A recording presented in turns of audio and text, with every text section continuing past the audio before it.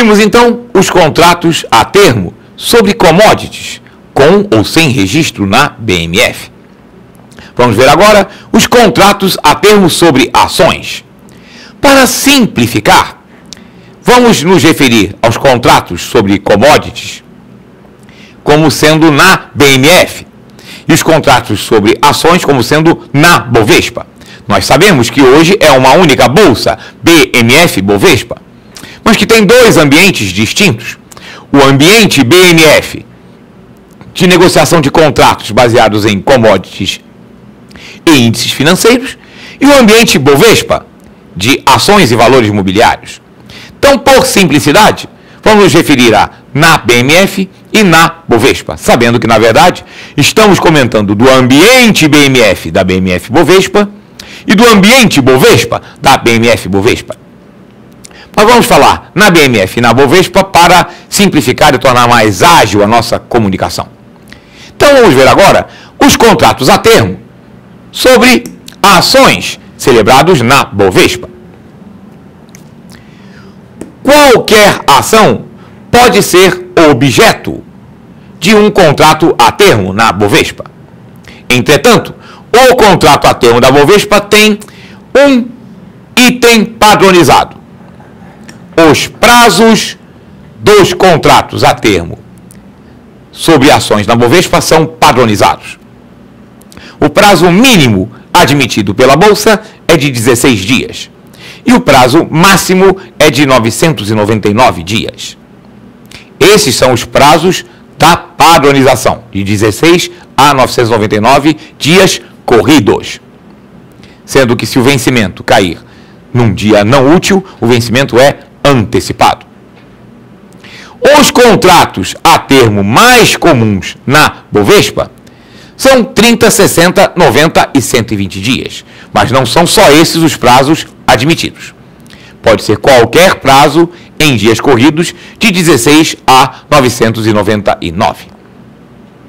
No mais, os contratos a termo na Bovespa seguem a mesma lógica que nós já comentamos em relação aos contratos a termo sobre commodities. Haverá a entrega das ações na data combinada, pelo preço previamente acertado. A Bovespa exige o depósito de garantias por parte do comprador e exige que o vendedor tenha as ações e que já as coloque custodiadas na CBLC. Caso o vendedor não tenha as ações, ele pode promover o que se chama de aluguel, que é pegar ações emprestado como garantia daquela operação.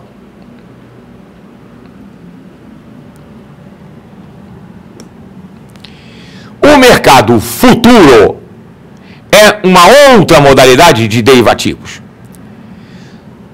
No mercado futuro, as partes não negociam entre si. No mercado futuro, na verdade, muitas vezes as partes nem se conhecem. No mercado futuro, cada um assume uma posição num contrato de compra e venda para liquidação futura. Então, na verdade, no mercado futuro,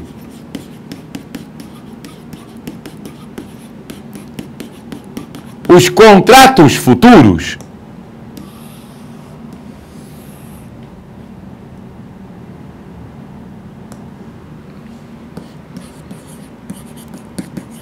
não são contratos celebrados entre as partes. A negociação não se dá entre quem está comprando e quem está vendendo.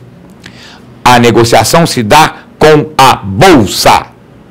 A Bolsa no mercado futuro é contraparte central. O que quer dizer isso? Isso quer dizer que no mercado futuro, a Bolsa sempre é o vendedor aos olhos do comprador e o comprador aos olhos do vendedor. Eu, se quiser assumir uma posição no mercado futuro, eu não vou procurar alguém para assumir uma posição oposta. E aí vocês estão vendo que eu estou utilizando a terminologia assumir uma posição. Que é exatamente essa a ideia. No mercado futuro, alguém assume uma posição comprada ou uma posição vendida. Esta posição em aberto significa que eu estou com o compromisso ou a intenção de comprar, se eu estiver numa posição comprada, ou de vender, se eu estiver numa posição vendida. Mas no mercado futuro não há a obrigatoriedade da entrega na mercadoria no vencimento do contrato. Eu posso assumir uma posição vendida num contrato, com vencimento para daqui a 2 meses, e antes disso encerrar o meu contrato e não entregar a mercadoria. Vamos ver então como é que isso pode acontecer.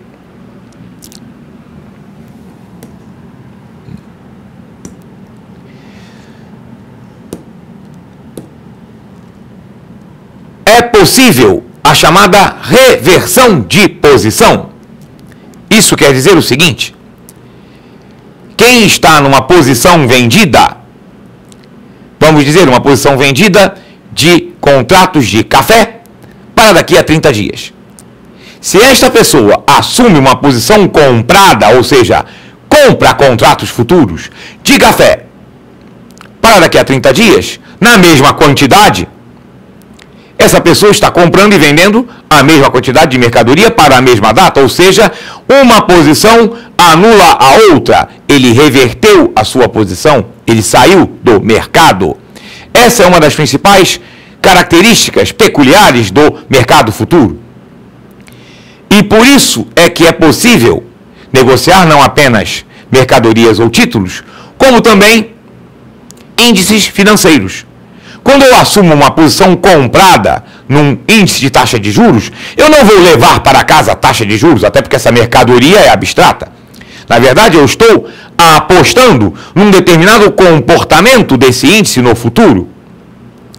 Se eu estou comprado em índice, significa que eu acredito que esse índice vai subir.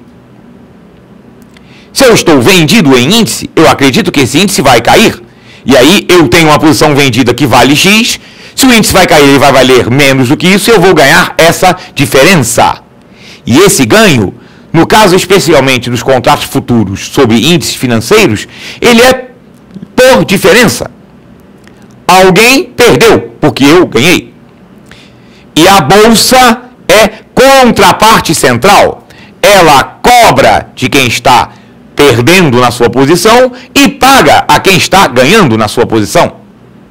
E um detalhe, esse débito e crédito não é no final do contrato, é todo dia. Porque no mercado futuro existe aquilo que nós chamamos ajuste diário de posições. Isso quer dizer o seguinte: vamos supor que eu assumi uma posição comprada num contrato de café por R$50 a saca. Ora, se eu assumir uma posição comprada, é porque eu acho que no futuro o café vai valer mais do que isso. Então eu estarei ganhando porque eu estou pagando 50 por uma mercadoria que mais na frente vai valer mais, vai valer 55, por exemplo. Alguém assumiu uma posição oposta. Alguém assumiu uma posição vendida por 53, porque essa pessoa acha que vai chegar a 48. Então, vamos supor que no dia seguinte, o preço médio que a bolsa apura dessa saca de café, que ela utiliza como critério, ela chama de preço de ajuste. Vamos dizer que esse preço de ajuste chegue a 51. Ora, então eu ganhei 1, porque eu estou comprado em 50, mas subiu. Eu iria comprar a 50 e vender a 51. Então, em vez de eu fazer isso, comprar a 50 e vender a 51, a bolsa me paga 1. E acertou o meu contrato para o dia seguinte. Aquele outro que estava vendido em 48 perdeu 3. Porque ele está vendendo por 48 algo que vale 51. Então ele perdeu 3, foi debitado na sua conta de ajuste de margem por R$3 por cada contrato. E eu fui creditado em R$1 por cada contrato que eu tenho em posição aberta comprada. Então nós temos no mercado futuro o chamado ajuste diário de posições nas contas de margem de garantia. Então, no mercado futuro, todos os participantes, tanto os que assumem posição comprada quanto os que assumem posição vendida, têm que depositar recursos nas suas contas de margem de garantia, porque essas contas podem ser creditadas e debitadas dia a dia em função da diferença da posição que a pessoa assumiu em relação ao chamado preço de ajuste, que é um preço calculado pela Bolsa em função da cotação daquele ativo objeto à vista, da liquidação para o dia e da média de negociação dos contratos naquele dia. Então vamos fazer um resumo das diferenças entre o contrato a termo e o contrato futuro. Acompanhe comigo na tela. No contrato a termo, a negociação é direta entre as partes. No contrato futuro, a negociação é sempre com a caixa de liquidação da Bolsa. No contrato futuro, a Bolsa é contraparte central. A Bolsa é o comprador aos olhos do vendedor e a Bolsa é o vendedor aos olhos do comprador. Comprador e vendedor não se conhecem, não se veem e não negociam entre si no mercado futuro. Todos negociam com a Bolsa, com a caixa de liquidação da Bolsa, que é contraparte central. O funcionamento é o mesmo para o mercado futuro de commodities e índices financeiros na BMF e para o mercado futuro de ações na Bovespa. Continue acompanhando comigo na tela. O vencimento de um contrato a termo é livremente negociado entre as partes e é específico. É um único dia. No contrato futuro, o vencimento é determinado pela Bolsa e há uma novidade. O mesmo contrato pode ter mais de uma data de vencimento. Ele pode ter uma data de vencimento com já previsão de repactuação, reprorrogação. Além disso, o contrato de commodities a termo não é padronizado. Nós vimos que o contrato de ações a termo na Bovespa, os prazos são padronizados, enquanto que o contrato futuro é completamente padronizado. No contrato futuro, a Bolsa define quais são os ativos que podem ser objeto. Por exemplo, o contrato futuro de café, define quantas sacas de tantas arrobas cabem num contrato, que tipo de café, não é qualquer café, é o café arábica duro tipo 6, que é o café padrão para o contrato futuro de café. E assim com todas as commodities. Então, o contrato futuro é completamente padronizado pela Bolsa, como também o contrato futuro da Bovespa. O objetivo, no caso do contrato a termo, é a entrega do ativo na data prevista. No caso do contrato futuro, o objetivo pode ser de proteção ou de especulação. E mais uma novidade, no contrato a termo não há como o especulador agir, porque o contrato a termo amarra as partes até a liquidação, haverá o pagamento, haverá a entrega. No contrato futuro, abre-se espaço para a atuação do especulador. No contrato futuro, não há apenas a atuação de dois hedges, um hedger de compra e um hedger de venda. No contrato futuro, também aparece o especulador, que é aquele que compra o que não quer e vende o que não tem. Porque o objetivo do especulador não é adquirir a mercadoria, nem vendê-la. O objetivo do especulador é ganhar com a diferença de cotações de compra e de venda. Então ele assume posições com o objetivo de ganhar na diferença na liquidação financeira, mas ele não tem nenhum interesse naquele ativo.